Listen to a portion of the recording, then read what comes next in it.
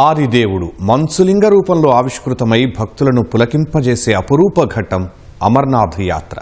జమ్మూ కశ్మీర్ మంచు కొండల్లో కొలువైన శివయ్య దర్శనం ఓ వర్ణనాతీత అనుభూతి.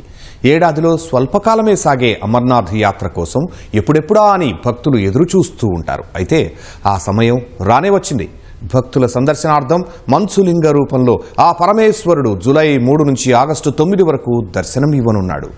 మంచు రూపంలోని శివయ్యను జీవితకాలంలో ఒక్కసారి దర్శించిన పుణ్యఫలమే అని భావించే భక్తులు ఇందుకు ఎన్నో వ్యయ ప్రయాసలకు ఓర్చుకోవడానికైనా సిద్ధపడతారు.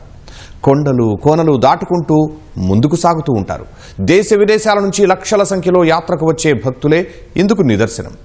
హరహర మహాదేవ శంభో శంకర అంటూ సాగే ప్రయాణం భక్తులకు జీవితకాలం అనుభూతుల్ని మిగుల్చుతుంది.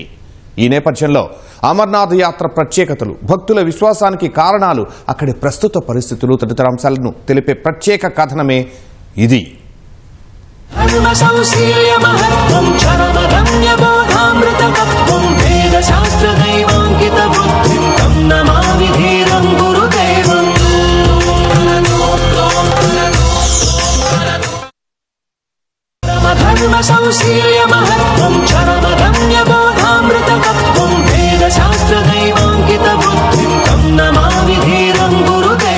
హిమాలయాలు ప్రకృతి రమణీయతకు నిలయాలే కాదు, ఆధ్యాత్మికతకు క్షేత్రాలు కూడా. మానస సరోవర్ నుంచి అమర్నాథ్, కేదార్నాథ్, బద్రీనాథ్, గంగోత్రి, యమునోత్రి, వైష్ణోదేవి లాంటి ఎన్నో మహిమాన్విత పుణ్యక్షేత్రాలకు కేంద్రాలు.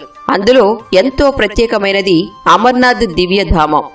ఈ యాత్ర జూలై 3న ప్రారంభమై ఆగస్టు 9 వరకు కొనసాగనుంది. మంచు రూపంలో వెలిసిన పరమశివుడి దర్శనం కోసం దేశ విదేశాల నుంచి భక్తులు వస్తుంటారు. అమర్నాథ్ యాత్ర ఈసారి 38 రోజుల పాటు జరగనుంది. యాత్రకు దేశంలోని వివిధ ప్రాంతాలు సహా విదేశాల నుంచి లక్షలాది మంది తరలివస్తారు. అయితే భక్తుల రక్షణ సౌకర్యార్థం అన్ని రకాల ఏర్పాట్లు చేసినట్లు జమ్మూ కశ్మీర్ లెఫ్టినెంట్ గవర్నర్ మనోజ్ సిన్హా తెలిపారు. జూన్ 3న ప్రారంభమయ్యే మంచులింగ దర్శనం కోసం బేస్ క్యాంపు నుంచి జూన్ 2న తొలి బ్యాచ్ బయలుదేరింది. ఈ బ్యాచ్ను ఎల్జీ మనోజ్ సిన్హా జెండా ఊపి ప్రారంభించారు.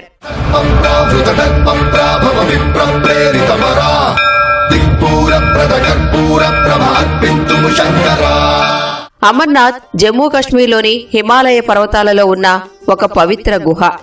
ఇది హిందువులు పవిత్రంగా భావించే ప్రసిద్ధ పుణ్యక్షేత్రం. అమర్నాథ్లోని పవిత్ర గుహలో శివుడు మంచులింగం రూపంలో ఉన్నాడని భక్తులు విశ్వసిస్తారు. మంచు నుంచి శివలింగం ఏర్పడినందున దీనిని బాబా బర్ఫానీ అని కూడా పిలుస్తారు. పవిత్ర గుహ చుట్టూ హిమానీ నదాలు, మంచు పర్వతాలు ఉన్నాయి.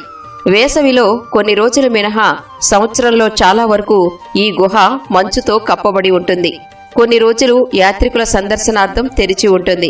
విశేషమేమిటంటే గుహలో ఏటా మంచు శివలింగం సహజంగా ఏర్పడుతుంది.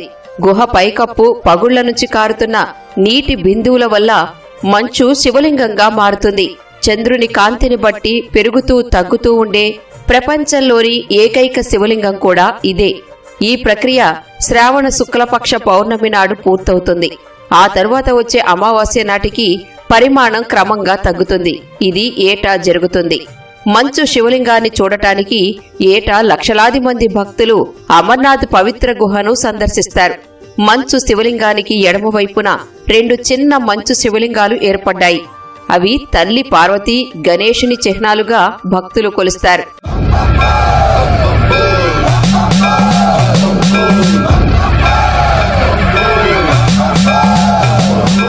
అమర్నాథ్ గుహ జమ్మూ కశ్మీర్లోని గందర్బల్ జిల్లాలో అమర్నాథ్ పర్వతంపై 17,000 అడుగుల ఎత్తులో ఉంది.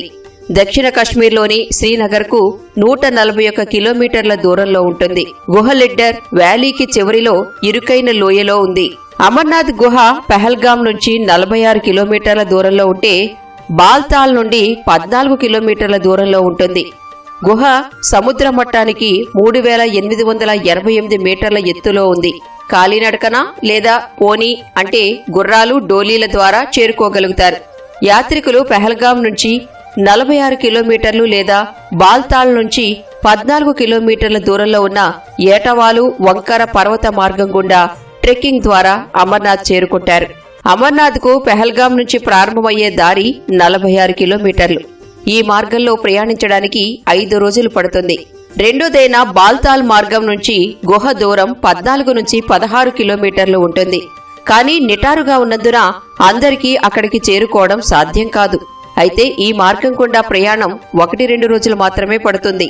बहुत बढ़िया इंतजाम है भक्तों के लिए, खाने पीने ठहरने का बहुत बढ़िया इंतजाम है, सिक्योरिटी का बहुत बढ़िया इंतजाम है।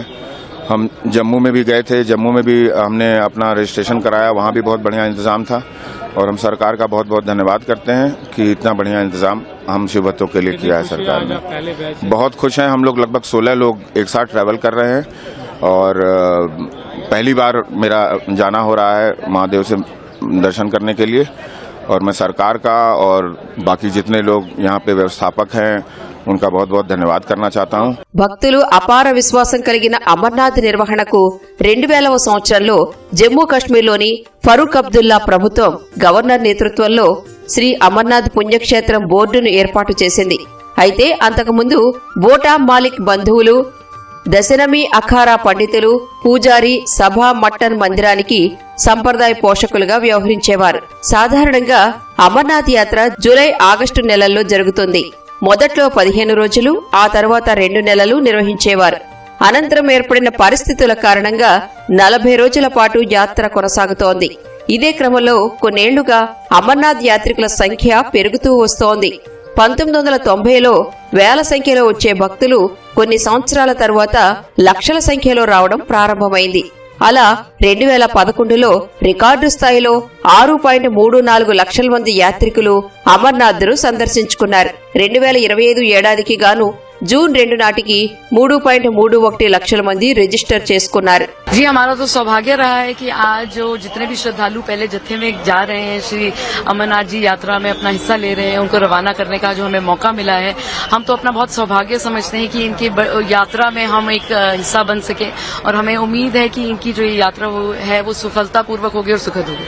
जम्मू कश्मीर हमेशा तैयार है सेवा में। श्री अमरनाथ जी यात्रा को सालाना हम पूरे उत्सुकता से इंतजार करते हैं और हमें उम्मीद है, देखिए जैसे अभी भी जा रहे हैं, बहुत उत्सुकता है श्रद्धालुओं में और हमें उम्मीद है कि जैसे जैसे और लोग जुड़ेंगे, जैसे जैसे आज का जो ये हमारा मैसेज है पूरे भारत क्षेत्र में के हर कोने में जाएगा तो और श्रद्धालु जुड़ेंगे। हम कभी भी हम अपना सर मस्तक झुकाया नहीं है किसी और के सामने, सिर्फ हमारे बाबा भोलेनाथ के सामने और ऊपर वाले के सामने। और हमें उम्मीद है कि सारे जितने भी लोग हमारे आज सुन रहे हैं वो ये आश्वासन लें कि जम्मू कश्मीर तैयार है आपकी सेवा के लिए और हम आशा करेंगे और हमारी पूरी अग्रसर ये तैयारी है।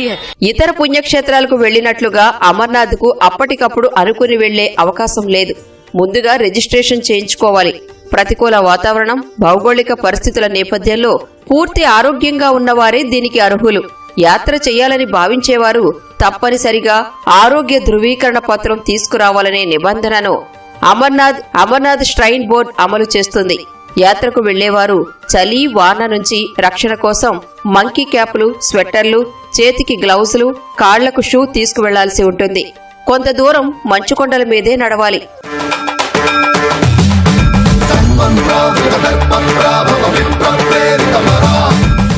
ఏప్రిల్ 22న జరిగిన పెహల్గాం ఉగ్రదాడి అమర్నాథ్ యాత్రపై ప్రభావం చూపుతుందని అంతా భావించారు. కానీ మంచులింగాన్ని సందర్శించేందుకు భక్తులు చేసుకుంటున్న రిజిస్ట్రేషన్లు ఆ భయాలను పటాపంచలు చేస్తున్నాయి.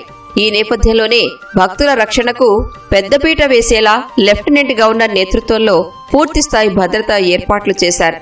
పెహల్గాం, బాల్తాళ్ల నుంచి అమర్నాథ్ వెళ్లే మార్గాలను నో ఫ్లై జోన్ గా ప్రకటించారు. భద్రత కోసం దాదాపు 600 అదనపు పారామిలిటరీ దళాలను మోహరించారు. ముఖ్యంగా పెహల్గాం మార్గంలో సిఆర్పీఎఫ్, బీఎస్ఎఫ్ బలగాలతో పాటుగా కశ్మీర్ పోలీసులు కూడా తనిఖీలు, బందోబస్తులో ఉంటున్నారు. అమర్నాథ్ కు దారితీసే మార్గాల్లో వెళుతున్న ప్రతి ఒక్కరి ముఖాలను ప్రత్యేక కెమెరాల్లో రికార్డు చేస్తున్నారు. యాత్ర కోసం బలగాలను ఇంత పెద్ద మొత్తంలో మునుపెన్నడూ మోహరించలేదని నిపుణులు చెబుతున్నారు.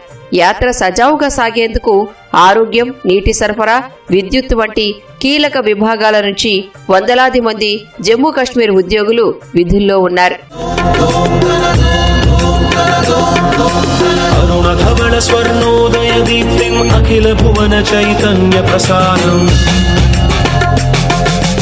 దాదాపు 38 రోజుల పాటు జరిగే అమర్నాథ్ యాత్రకు దేశ నలుమూలల నుంచి ఇప్పటికే భక్తులు బయలుదేరారు. మంచులింగ దర్శనం చేసుకుని జీవితకాలం పుణ్యఫలం పొందాలని శివయ్య భక్తులు అమర్నాథ్ దిశగా ప్రయాణాలు సాగిస్తున్నారు. మరికొందరేమో రిజిస్ట్రేషన్లు చేసుకునే పనిలో పడ్డారు.